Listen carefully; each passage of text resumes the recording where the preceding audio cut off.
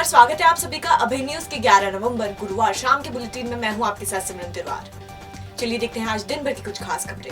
अभय news समय समय पर अपने दर्शकों का आभार मानता रहा है और आपको स्पेशल गिफ्ट्स भी देता रहा है। पिछली बार फेसबुक कॉन्टेस्ट के विजेता रहे रवि कुमायूं ने जीती थी 40 इंच स्मार्ट टीवी। इसलिए एक बार फिर हम लाए हैं आपके लिए स्मार्ट टीवी जीतने का मौका। इस उपहार के लिए आपको हमें YouTube पर सब्सक्राइब करना होगा और रोजाना YouTube पर हमारे बुलेटिन पर कमेंट्स करने होंगे। कमेंट्स खबरों से जुड़े होना जरूरी होंगे या आप शहर की समस्याओं से भी हमें अवगत करा सकते हैं। 90 दिनों तक चलने वाले इस कॉन्टेस्ट पर हमारी टीम नजर रखेगी और सर्वश्रेष्ठ कमेंट्स करने वाले सब्सक्राइबर को बनाया जाएगा विजेता। और हाँ, इतना ही नहीं, टॉप 9 सब्सक्राइबर्स को भी मिलेंगे स्पेशल उपहार। तो हो जाइए तैयार। ये खबर किसी फिल्मी कहानी से कम नहीं है। आपने 20 साल पहले आई सलमान खान, रानी मुखर्जी और प्रीति जिंटा की फिल्म चोरी चोरी चुपके चुपके देखी होगी, जिसमें संतान की चाहत में हीरो एक सरोगेट मदर से करार करता है। फिल्मी पर्दे की इसी कहानी को दोहराने की कोशिश संतान की चाह में कायथा थाने के काठ बड़ौदा के एक रसूखदार ने की। बस उसने यह किया कि बच्चा लेने के बाद उसने सरोगेट मदर को मारपीट कर उज्जैन में छुड़वा दिया। बदहवास हालत में देवास गेट क्षेत्र में मिली नागपुर की महिला पुलिस तक पहुंच गई और अब रसूखदार, उसकी पत्नी सहित 6 लोग अपराधी बन गए हैं। इनके खिलाफ पुलिस ने प्रकरण दर्ज कर लिया है। दरअसल ये कहानी 6 नवंबर से शुरू हुई थी। देवास गेट क्षेत्र में नागपुर की महिला बदहवास हालत में पुलिस को मिली थी। उसकी हालत खराब थी और उसके साथ अनहोनी की आशंका जताई जा रही थी। थाना प्रभारी राम मूर्ति शाक्य ने महिला को वन स्टॉप सेंटर पहुंचाया तो नागपुर से लेकर उसके काठ बड़ौदा तक के सफर का सिलसिलेवार ब्यौरा मिला। इसके मुताबिक काठ बड़ौदा के पूर्व उप सरपंच राजपाल सिंह दरबार ने 2 बच्चों के बाद पत्नी का ऑपरेशन करवा दिया था। बाद में ये बच्चे दुनिया में नहीं रहे। ऐसे में संतान की चाह में राजपाल सिंह दरबार नागपुर पहुंचा। यहाँ उसने चंदा नामक महिला से संपर्क किया। करीब 16 महीने पहले चंदा ने नागपुर में रहने वाली युवती को शादी का झांसा देकर राजपाल सिंह को बेच दिया। राजपाल युवती को नागपुर से लेकर काठ बड़ौदा आ गया। यहाँ उसने और उसकी पत्नी ने उसे अपने मकान के कमरे में रखा। चूंकि राजपाल के घर परिवार के अलावा बाहरी लोगों का कम ही आना जाना है, ऐसे में किसी को भी युवती के गाँव में होने की खबर नहीं लगी। युवती के साथ राजपाल ने संबंध बनाए और उसके इस काम में पत्नी ने भी मदद की। इन संबंधों के कारण युवती गर्भवती हो गई तो दोनों ने देवास के एक नर्सिंग होम में प्रसूति के लिए युवती को भर्ती करा दिया। यहाँ प्रसूता के तौर पर राजपाल ने अपनी पत्नी का नाम लिखवाया और उसके आधार कार्ड भी नर्सिंग होम में जमा करवाया। 6 नवंबर को डिलीवरी होने के बाद राजपाल ने बच्चा अपने पास रख युवती को जीजा वीरेंद्र सिंह और भांजे कृष्णपाल सिंह की मदद से देवास गेट बस स्टैंड क्षेत्र में छुड़वा दिया। उज्जैन शहर से परिचित नहीं होने और पूरी जानकारी नहीं होने से युवती बदहवास हो गई। ऐसे में वह देवास गेट पुलिस के हाथ लग गई। फिलहाल पुलिस ने राजपाल सिंह, उसकी पत्नी, जीजा वीरेंद्र सिंह, भांजे कृष्णपाल सिंह, रिश्तेदार अर्जुन सिंह सहित युवती को बेचने वाली चंदा के खिलाफ प्रकरण दर्ज किया है। राजपाल की पत्नी ने भी इस काम में पति की भरपूर मदद की। वह खुद को प्रसूता बताने के लिए पेट पर तकिया बांधकर रखती थी ताकि लोगों को यह विश्वास हो कि वह गर्भवती है। पुलिस ने राजपाल के खिलाफ 7 धाराओं में प्रकरण दर्ज किया है। यह धारा है 344 यानी प्रताड़ित कर कैद में रखना, 376 ए यानी अवैध संबंध बनाना, दुष्कर्म करना, 365 यानी अपहरण करना, 377 यानी इच्छा विरुद्ध संबंध बनाना, 323 यानी मारपीट करना, 506 यानी जान से मारने की धमकी देना और 120 बी यानी षड्यंत्र पूर्वक फंसाना। इन सभी धाराओं की सजा को जोड़ दिया जाए तो राजपाल सिंह को 25 साल तक की सजा हो सकती है। एएसपी सिटी अमरिंदर सिंह ने बताया कि फिलहाल पुलिस ने 3 आरोपियों को गिरफ्तार कर लिया है। 2 आरोपी फरार हैं। पूरे मामले में सख्त से सख्त धाराओं में प्रकरण दर्ज किया गया है। थाना देवास गेट के अंतर्गत एक महिला मिली थी। प्राइम फेसी उसकी तबीयत ठीक ना होने का और महिला अकेली थी, इसलिए उसको वन स्टॉप सेंटर जो उज्जैन का है वहाँ पर रखा गया था। और उसके बाद जब उसकी काउंसलिंग और स्टेटमेंट वगैरह लिए गए तो उसमें कुछ ऐसे फैक्ट्स आए हैं कि उस महिला को नागपुर से लाया गया था और उसमें कोई एक शादी एग्रीमेंट के माध्यम से की थी। बाद में उसका जब जब बच्चा पैदा हुआ उसके बाद में उसको छोड़ दिया गया। इस पूरे मामले में एक अपराध थाना देवास गेट पे पंजीबद्ध हुआ है और इस पूरा रैकेट में यही बात आई कि उस महिला को किसी के माध्यम से यहाँ पर लाया गया था। तो पूरे जो तथ्य हैं उनका परीक्षण करके जो एफआईआर भी दर्ज की गई है और जिसके साथ में वो रही है उसको अभी पकड़ा भी गया है और पूछताछ भी की जा रही है। इस मामले में जो लोग भी संलिप्त हैं, जो इन्वॉल्व हैं, उनकी पहचान कर कार्रवाई की जा रही है। बेसिकली चूँकि दोनों ही लोग पति पत्नी के रूप में ही रहे हैं और जब बच्चा पैदा हुआ उस समय भी उसका नाम पत्नी और पति के रूप में ही दर्ज था। तो दोनों कई बार ये राजी मर्जी से रहते हैं, फिर बाद में अब चूँकि शिकायत आई है तो पुलिस उसमें कानूनी कार्रवाई कर रही है। इसमें कोई ऐसा नहीं अभी आया है, फिर भी जब सभी लोग इसमें आएंगे, पकड़े जाएंगे, तब फिर इसमें जानकारी और ज़्यादा स्पष्ट होगी।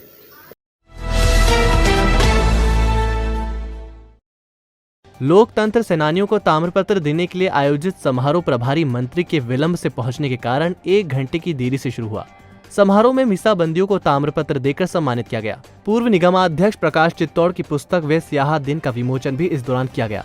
वित्त एवं प्रभारी मंत्री जगदीश देवड़ा, कैबिनेट मंत्री मोहन यादव, सांसद अनिल फिरोजिया, विधायक पारस जैन, भाजपा नगर अध्यक्ष विवेक जोशी, पूर्व नगर अध्यक्ष जगदीश अग्रवाल की उपस्थिति में हुए समारोह में आपातकाल के दिनों की मुसीबतों का जिक्र किया गया। प्रभारी मंत्री ने कहा कि उस दौर में लोकतंत्र का गला घोटा गया था। मीसाबंदियों के साथ उनके परिवारों ने भी बहुत मुसीबत झेली थी। परिवार पर ऐसे आरोप लगाए गए कि उनका जेल से निकलना मुश्किल हो। वह दौर परिवारों के कष्ट की पराकाष्ठा थी। दिलचस्प बात यह है कि ताम्रपत्र देने के लिए समारोह आयोजित करने का यह सिलसिला 3 साल पहले शुरू किया गया था। तब बतौर मुख्यमंत्री शिवराज सिंह चौहान ने मीसाबंदियों का सम्मान करते हुए ताम्रपत्र देने की शुरुआत की थी। तब ये समारोह कुछ जगह हुए और कुछ जगह रह गए। 2018 के अंत में भाजपा सरकार चली गई और समारोह भी एक तरह से बंद हो गया। 2020 में फिर से आई भाजपा सरकार ने ताम्रपत्र देने की शुरुआत की। यही कारण रहा कि समारोह में बांटे गए ताम्रपत्र पर 26 जनवरी 2018 की तारीख दर्ज है।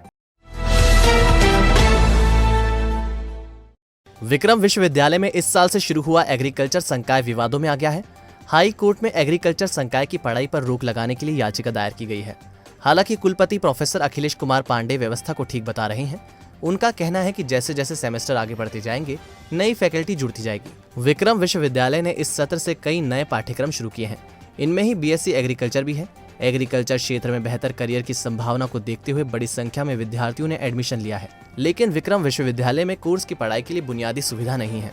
इसकी शिकायत राज्यपाल से करने के बाद हाईकोर्ट में याचिका दायर की गई है। याचिका दाखिल होने के बाद पाठ्यक्रम को लेकर उठ रहे सवालों का जवाब जानने की कोशिश कुलपति प्रोफेसर अखिलेश कुमार पांडे से की गई। पांडे ने बताया कि यूनिवर्सिटी ने सारे मापदंडों को पूरा करने के बाद ही एग्रीकल्चर संकाय शुरू किया है। चूंकि हमने एक विभाग शुरू किया है, कोई कॉलेज नहीं, इसलिए हमें किसी भी संस्था की मान्यता की जरूरत नहीं है। जहां तक फैकल्टी की बात है, पहले सेमेस्टर के हिसाब से फैकल्टी की व्यवस्था कर ली गई है। जैसे जैसे सेमेस्टर आगे बढ़ते जाएंगे, नई फैकल्टी भी जुड़ती जाएगी। फार्म हाउस की जहां तक बात है कि विक्रम यूनिवर्सिटी के पास 350 एकड़ जमीन है। इसमें से 40 एकड़ जमीन एग्रीकल्चर फार्म हाउस के लिए आरक्षित की जा चुकी है। फार्म हाउस से आगे बढ़कर हम तो किसानों से एमओयू कर रहे हैं। हमारे विद्यार्थी सीधे खेत पर जाकर प्रैक्टिकल नॉलेज हासिल करेंगे। इससे किसान और विद्यार्थी दोनों को फायदा होगा। गौरतलब है कि इस बार 180 सीटों पर एग्रीकल्चर संकाय में प्रवेश दिया गया है। सारी सीटें फुल हो चुकी हैं। हमने एक डिपार्टमेंट शुरू किया है विश्वविद्यालय में। हमारा कोई महाविद्यालय या विश्वविद्यालय नहीं शुरू किया है नया, बल्कि हमने एक नया स्कूल कृषि संकाय शुरू किया है। और हमारे पास पहले से ही जैसे वनस्पति विज्ञान है, जंतु विज्ञान है, बायोटेक्नोलॉजी है, माइक्रोबायोलॉजी है, स्टैटिस्टिक्स है, मैथमेटिक्स है, फिजिक्स है, ये सारे विभाग ऑलरेडी हमारे यहाँ हैं। चूँकि आजकल परंपरागत जो विषय हैं उनमें विद्यार्थियों की संख्या बहुत कम आ रही है, जिसके कारण ये सारे विभाग, हमारे कई विभाग खाली पड़े हैं। उनमें किसी में 10 विद्यार्थी, किसी में 4 विद्यार्थी, इस तरीके से हमारे पास रिसोर्सेज बहुत हैं। वो सारे डंप पड़े हुए हैं और उन सारे रिसोर्सेज का उपयोग करके हम कृषि संकाय में बच्चों को वो सारी लेबोरेटरीज की फैसिलिटीज सब देंगे। हमारे जो विद्यार्थी हैं वो एग्रीकल्चर में एक्सपीरियंस लेंगे, साथ में किसानों को वो नई चीज़ें बताएंगे और काफ़ी महत्वपूर्ण जानकारियां वो दे करके वहाँ पे टेक्नोलॉजी शुरू करेंगे। कांग्रेस के अल्पसंख्यक प्रकोष्ठ ने अब्दुल कलाम की जयंती पर संभागीय भाषण प्रतियोगिता आयोजित की है।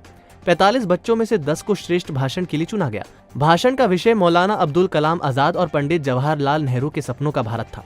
उज्जैन अल्पसंख्यक विभाग के तत्वाधान में हुई स्पर्धा में 10 बच्चों को शील्ड देकर सम्मानित किया गया। कार्यक्रम के अतिथि प्रकोष्ठ के राष्ट्रीय सचिव दिलीप राजपाल, शहर कांग्रेस के कार्यकारी अध्यक्ष रवि भदौरिया, महिला कांग्रेस अध्यक्ष अंजू जाटवा आदि थे। अध्यक्षता प्रकोष्ठ के संभागीय अध्यक्ष मकसूद अली ने की। राजपाल ने अपने भाषण में कहा कि कुछ सांप्रदायिक ताकतें देश के टुकड़े करना चाहती हैं। हिंदू मुस्लिम एकता से इसका मुकाबला करना होगा। संचालन माजिद खान ने किया। आभार संभागीय सचिव मुश्ताक हुसैन ने माना। थे जिनके बारे में तारीख ने पहले भी कहा है और अब भी कह रही है और आने वाले वक्त में भी कहेगी। मौलाना अबुल कलाम आज़ाद चाहते थे कि हम पढ़ें और आगे बढ़ें, लेकिन आगे ये कार्यक्रम राष्ट्रीय स्तर पर पूरे हिंदुस्तान में जगह जगह किया जा रहा है। और इंदौर में भी 15 तारीख को, दिल्ली में भी है, सभी जगह कर रहे हैं। इसका एकमात्र मकसद ये है कि जो हमें मुस्लिमों को बदनाम किया जाता है, किस तरह से किया जाता है, उसको लेकर जवाहरलाल नेहरू और मौलाना आज़ाद क्या थे, क्या हैं, उस पर चर्चा के लिए पूरी तरह से पूरे देश के बच्चों में अपन को बच्चों से पता लगा कि बच्चे क्या सोचते हैं और क्या समझते हैं। तो बच्चों की सोच जब बदलेगी, जब भी कोई हिंदुस्तान बदलेगा। तो इसलिए बच्चों में प्रतियोगिता जगह जगह हो रही है और बच्चे पढ़ के बता भी रहे हैं और समझ भी रहे हैं और कर रहे हैं कि किस तरह से मौलाना साहब ने काम देश में को आज़ाद करने में भूमिका अदा की। शिक्षाविद थे, पत्रकार थे, लेखक थे, हर तरह से सक्षम थे वो व्यक्ति।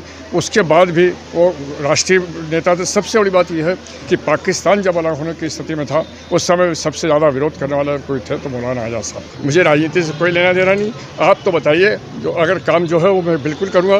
मुझे कोई बीजेपी कांग्रेस में मैं आयोग का हूँ सर, उस ऐसी सीट पर बैठा हूँ, इसलिए मैं अपना काम करूँगा। हिंदुस्तान जिंदाबाद। इस कार्यक्रम में बहुत बच्चों ने बहुत चढ़कर हिस्सा लिया और एक से एक छोटे से लेकर बहुत बच्चों ने अबू कलाम आज़ाद और जवाहरलाल नेहरू जी की क्या इस देश के लिए कुर्बानियाँ थी वो सब बताई। और आज हमें भी बहुत सारी चीज़ें जो हमें पता चली, जो हमें नहीं मालूम थी, आज उन बच्चों ने हमें बताया। तो हम उन बच्चों को भी, ख़ास तौर से जो छोटे से बहुत बच्चे हैं, उनको भी हम बधाई देना चाहते हैं।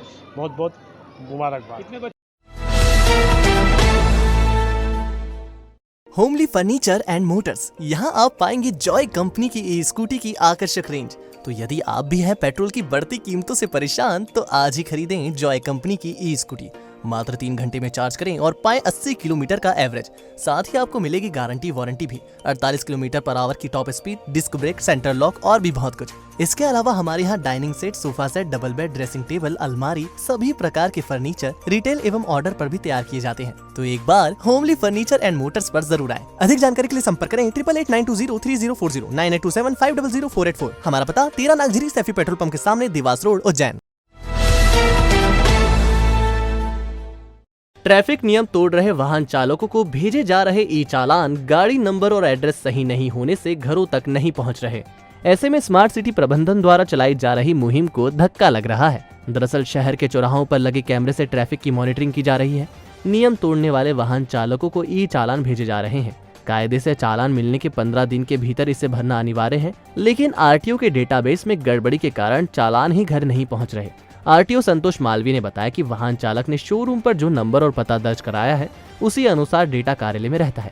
अगर कोई गलत पता दर्ज करा रहा है तो यह शोरूम संचालकों को देखना चाहिए। जैसा कि आपको जानकारी होगी कि आप कोई सा भी वाहन जब खरीदते हैं डीलरों के माध्यम से, शोरूम से, तो जो आवेदक रहता है वही अपने मोबाइल नंबर और पते का प्रमाण वहाँ पर शोरूम पर दर्ज करवाता है वो। अब उसमें कोई त्रुटि अगर आ जाती है तो ये वहाँ संबंधित शोरूम मालिक और जो आवेदक रहता है उसकी ही गलती मानी जाएगी मूलतः इसमें, क्योंकि उसको सही नंबर अपने फीड करना चाहिए। लेकिन फिर भी अगर ऐसा नहीं होता तो हम अपने स्तर पर प्रयास कर रहे हैं, सभी को नोटिस जारी कर रहे हैं। तो जिस शोरूम से गाड़ी उसने परचेज़ की, शोरूम मालिक से हम बात कर रहे हैं कि इसका मूल और वास्तविक नंबर जो हमें प्रोवाइड किया जाए ताकि हम उसका फिट कर पाएँ। देखो, समस्याएं आवेदक खुद उत्पन्न करता। मान लीजिए आज आपने कोई गाड़ी खरीदी है, ये तो लगातार सतत प्रक्रिया है। आप गलत नंबर जब तक डालते रहेंगे ऐसी समस्याएं आती रहेगी। हमारा बार बार यही प्रयास रहेगा कि हम उसको सुधार दें।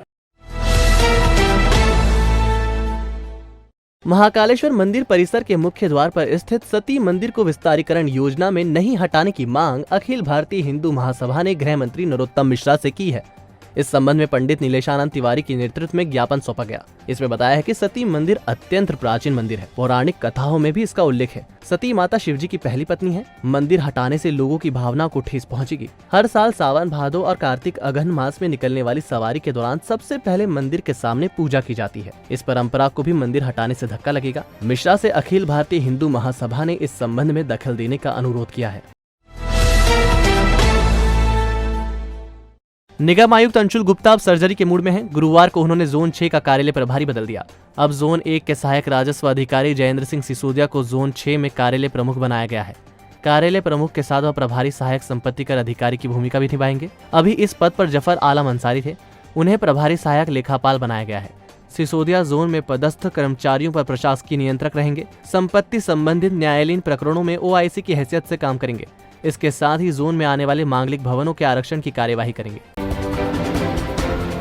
नगरीय निकाय चुनाव की हलचल शुरू हो गई है। कलेक्टर ने नगरीय निकायों के लिए रिटर्निंग एवं सहायक रिटर्निंग अफसरों की नियुक्ति कर दी है। उज्जैन नगर निगम चुनाव के लिए 6 सहायक रिटर्निंग अफसर नियुक्त किए गए हैं। ये सुश्री अंकिता ठाकरे, अवि प्रसाद, सुजान सिंह रावत, गरिमा रावत, गोविंद दुबे और संजीव साहू हैं। श्रम आयुक्त कार्यालय ने पीएचई के 2 कर्मचारियों के मामले निराकरण के लिए लेबर कोर्ट को सौंपे हैं।